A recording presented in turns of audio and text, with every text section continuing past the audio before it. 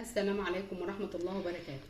أهلا بكم حبايبي في مطبخ مروة. يا رب تكونوا بخير وصحة جيدة. كل سنة وانتم طيبين بما ان داخل علينا شهر رمضان. النهاردة جيت لكم بأحلى مهلبية تركي هنعملها بكل الأسرار والتكات، وهتشرفك في عزوماتك في أحلى مناسبة ليكي وأحلى شهر رمضان للمهلبية. ايه رأيكم فيها؟ هنعملها بكل الأسرار والتكات. شايفين بسم الله ما شاء الله القوام كريمي جدا. شايفين؟ هتعمليها هتبقى طريقتك المعتادة للمهلبية.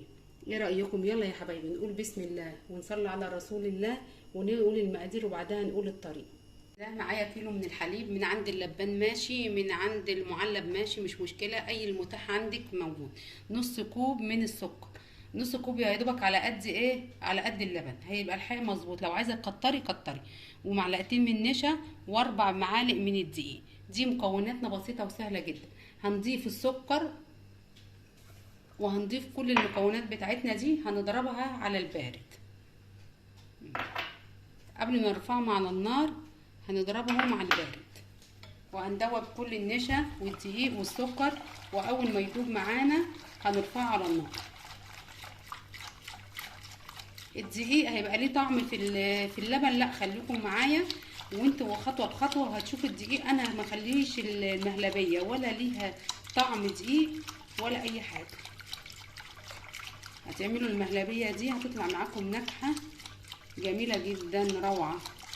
كده خلاص كل المكونات دابت معانا، وخلاص كده يا حبايبي المكونات كلها دابت، الدقيق والنشا والسكر. هرفع بقى ايه على النار، وخلاص كده يا حبايبي انا رفعتها على النار. وطول ما هي اللبن في الحله على النار نقلب تقليب مستمر لحد ما القوام بتاعنا يتقل ويبقى ايه. هوريكم القوام بتاعها هيبقى عامل ازاي. ما ترفعيش المضرب من اللبن، خليكي تقليب على طول مستمر.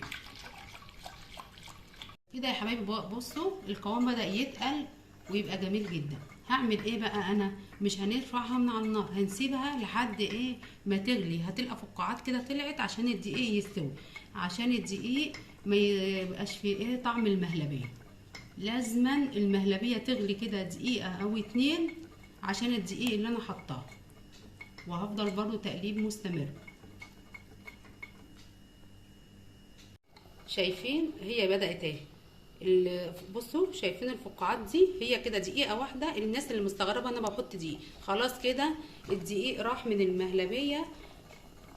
وهنزل بقى ايه، نص معلقه من الفانيليا، بتديها ريحه جميله جدا.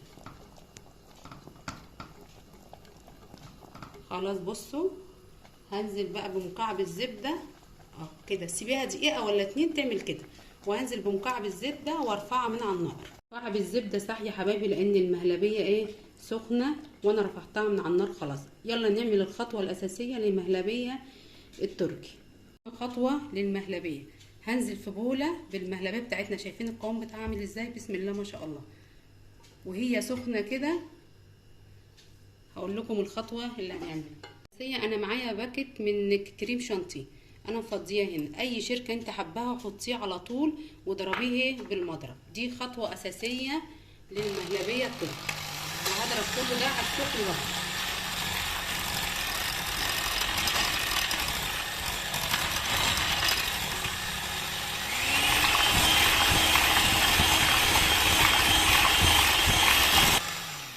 وبعد ما ضربناها وعلى السخن كده ايه رايكم فيها؟ طب انا ما عنديش، معظم البيوت ما عندهاش المضرب الكهربائي ده. اخد حبه واحطهم في كوز الخلاط واحط عليهم الكريم شانتيه واضربهم، وبعديها ارجع اضربها اكمل ضرب ايه بالسلك عليهم. بقت الكميه. ايه رايكم؟ قوام كريمي، وباننا داخل علينا رمضان هناكل احلى مهلبيه تركي. وبعدها هنزل ايه نحط الكاسات بتاعتنا دي. شايفين القوام عامل ازاي؟ بسم الله ما شاء الله.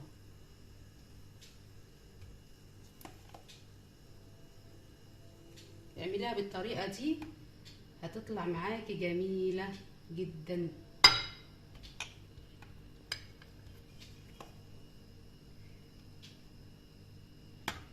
كريمي كريمي يعني. حطينا وقدمنا المهلبيه الجميله دي في الكاسات. شايفين اللون عامل ازاي؟ بسم الله ما شاء الله. هتطلع معاكي ناجحه وجميله، بس اعمليها بالخطوات اللي انا قلت عليها. انا هنا عندي زبيب وعندي سوداني. اي تزيين عندك، مكسرات، اي مكسرات متاحه عندك او موجوده في البيت، دي حريه الاختيار ليكي يا حبيبتي.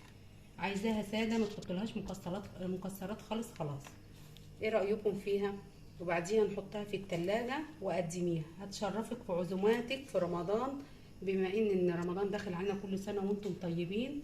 ايه رايكم يا حبايبي؟ بسم الله ما شاء الله. ولو عجبكم الفيديو يا حبايبي ما تنسوش اللايكات والاشتراك في القناه. اسيبكم في رعايه الله وحفظه.